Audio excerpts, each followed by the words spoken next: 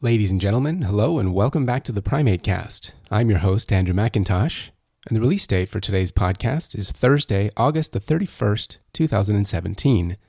On today's podcast, talking wildlife disease with Dr. Fabian Leendertz. I think there's a big need. So there are two different things.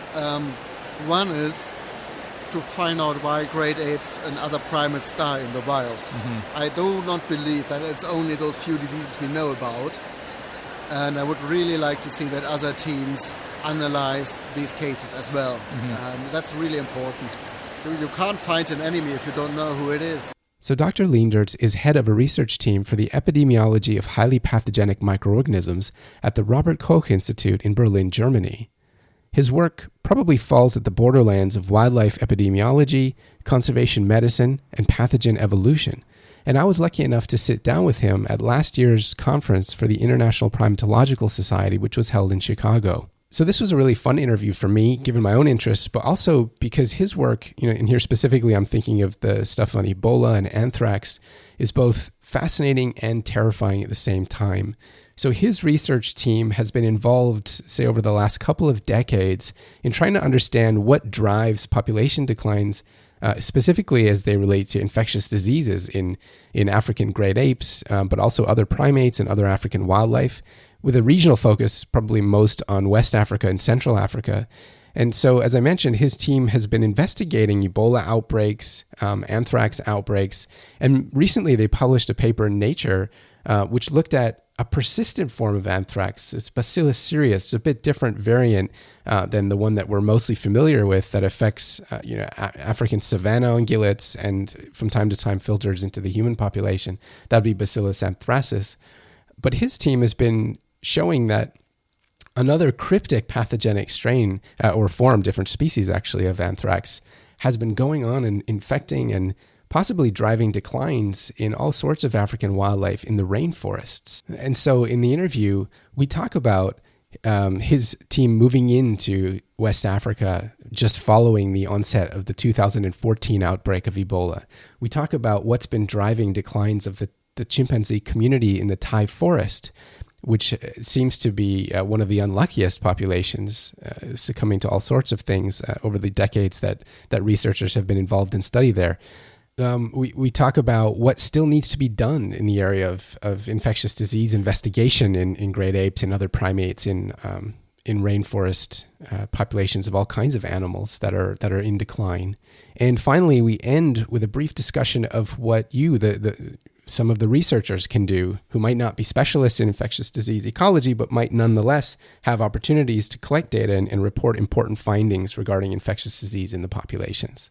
So now that infectious disease has entered our collective awareness as a significant or a potentially significant driver of future population declines of endangered wildlife, it's the work of people like Dr. Leendertz and others in his group and others around the world who are doing similar things, which is really going to be critical for our ability to protect these endangered species going forward. So without further ado, here's Dr. Leendertz on the PrimateCast. So you are a veterinarian by training, and yes. At what point, was it right from the beginning, at what point did you start getting interested in primates and great apes and their diseases? I actually studied a little bit of biology before, and then I was a bit frustrated because everything we learned was so molecular. Right. I wanted to get to the animals and do something with animals, Mm-hmm. so I swapped to veterinary science. Okay. Always with the purpose of doing wildlife research. Okay. And then in, I guess it was 2014 when the last Ebola struck West Africa. 2014? The recent Ebola? The most recent Ebola. It Ebola started outbreak. end of 14. And so your team is one of the teams being mobilized and going in. Yeah, we were actually not mobilized. We just mobilized ourselves. The outbreak was still very small, and I said that's a unique opportunity because we have the logistics in the countries and the contacts and data on wild great ape or chimpanzee densities to go and see if there is an outbreak in the great apes in parallel or before it started in the humans, like what you see in Congo. So within 2 weeks we were on the ground. Yeah. So what is that? I mean, what does that what kind of a logistical effort is that? Or we have the Wild Chimpanzee Foundation as very good partners, and they are anyway working in Guinea. Mm-hmm. So they had the biomonitoring team who did the monitoring in the years before, so they knew exactly where they have been and how to do it. Mm-hmm. And I just flew in with 3 of my vet PhD candidates, and we flew to Ivory Coast because there we have liquid nitrogen containers, we have cars as well. So we drove from Abidjan up to Guinea, and then we met the other team. Right. So what kind of information was your team able to extract from that situation, and what does it kind of tell you about this whole picture of Ebola emerging in Africa? Well, when we arrived, they didn't know yet where the index case, so the first patient, had lived. Mm-hmm. So we just knew it's in the south somewhere. So we said, okay, we start monitoring the forests in the south where we know that there are chimpanzees in there, and we know actually the density. So we repeat that monitoring. Do the same transects to see if there's a sudden decline or we find carcasses. Mm-hmm. And while doing so, we kept contact to the local authorities, and then they told us, now we know where the first case came from, and luckily that's been confirmed now over all the time. Mm-hmm. So we split the team, and the vets, myself and the vets and the anthropologists, we went to that village to catch bats, to ask people how it started and so on. And the monitoring team continued monitoring the forests. Great. So, sorry, I got distracted by this person over here. Just kind of going back from that, so in my memory, it's maybe going back to 2004 or something, when you first discovered that there was a problem with anthrax, and this is also in West Africa in the Thai forest. Yeah. And that chimpanzee population has now been under disease threat and stress for quite some time. So how did you become involved in that project, and what have you kind of seen from the beginning of your involvement to now? Well, there is a history of nasty disease outbreaks in Thai forest.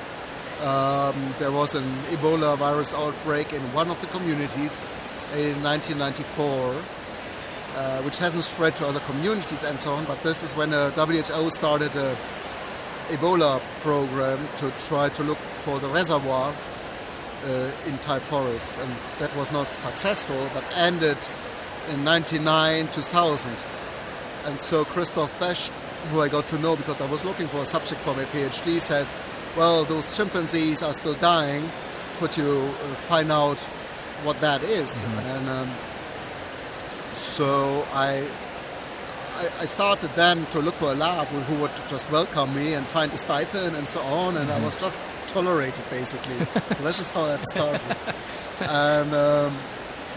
And from then on, we just monitored any disease outbreak and did necropsy on every animal we found dead. So we have more than 200 necropsies done by now. And so we learned a lot from that. Mm-hmm. And so what have you kind of seen? I mean, anthrax is obviously not the only problem, but over the years working at Thai, I mean... So, it's actually quite simple in Thai. Either you have a respiratory disease outbreak, which were really bad, until we implemented very strict hygiene measures, including a quarantine and so on. Mm-hmm. So we're doing everything which is written in the IUCN guidelines. Well, since I wrote most of that, it's following that example. Right. But it's super strict. And we made it really to have much less outbreaks since we do so. Right. So the other mortalities we see are mainly due to naturally occurring diseases. And so we have very few individual cases of death. Like we had one chimpanzee female with a heart failure due to a respiratory disease she had before. Oh, wow. But then the lungs were so hard that the heart would pump against the lungs, and this is called cor pulmonalis. She died from that one. We had one chimpanzee which died from TB. We didn't find any others. It's a new strain which is probably acquired from a duiker or some forest antelope. And then the majority of other deaths we find is due to this new anthrax which we found in 2004, or we published in 2004. the first cases I did the necropsies on in 2001 and 2. Mm-hmm. So this is basically what is a problem still in time. And now anthrax is also popping up in other parts of Africa, relevant to great apes as well. Yes. The interesting thing is we are finding it. We found it then in Jar Reserve in Cameroon, where there was several gorilla and chimpanzees died, and Felix Lanchester, a very good vet who was the head of Limmer Wildlife Center at that time, he went there, collected what was left, which was basically bones and maggots. Mm-hmm. But still, that's enough for good diagnostics. And later we found it in Zanga Zanga in the CAR. And there's another point where we found it together with Health Canada in Deer Sea, actually. Oh, wow. So it seems to be widely distributed, mainly in rainforest areas. We don't find it outside the rainforest at the moment, but we have to be careful. Mm-hmm. And so today you were part of a symposium organized by Dominic Travis on the kind of current state of what we know of infectious disease in great ape populations and how to approach health monitoring and also mitigate the transmission, for example, between researchers or tourists. And so where do you, now it looks like this area is really coming together with all of the work that you guys are doing, but do you see still areas that need to be addressed very quickly, or how do you see the kind of current state of the field in the future? There's I think there's a big need. So there are two different things. One is to find out why great apes and other primates die in the wild. Mm-hmm. I do not believe that it's only those few diseases we know about. And I would really like to see that other teams analyze these cases as well. Mm-hmm. That's really important. You can't find an enemy if you don't know who it is, right? Mm-hmm. So that has to be enforced. And the second thing is for those diseases where we know already that there is a problem, we have some ideas what the pathogens are behind. We need to understand why they're sometimes lethal, sometimes not so lethal, why some populations are more infected than the others. Mm-hmm. We have to look at the secondary infections and so on. So I think that's a huge complex thing. And let's even just take the example of respiratory disease. In humans, it's not well known why sometimes an outbreak happens in a severe way or in a non-severe. So even there we don't know. It's all the medicine and the invasive methods we can use. So it's a big challenge, but methods are getting much, much better. So we really have to push that forward. Yeah. And I just lost what my train of thought here, but so one of the things that also came up in this symposium was maybe from some of the people who are not directly involved in disease research, but have an interest in conservation and protecting the subjects they're looking at. So maybe for our listeners, what kind of things do you think the regular primate field scientists could do to kind of help in this endeavor? All right. I think that what people do anyway when they go and see primates, they go to observe them. Mm-hmm. So just observe and see if there's anything abnormal, and just not ignore that. Just report it to whoever is interested in disease. So, and then you can make a plan. If you can get non-invasive sample, feces, urine, depends on the species. Some species can be anesthetized quite easily without any problems.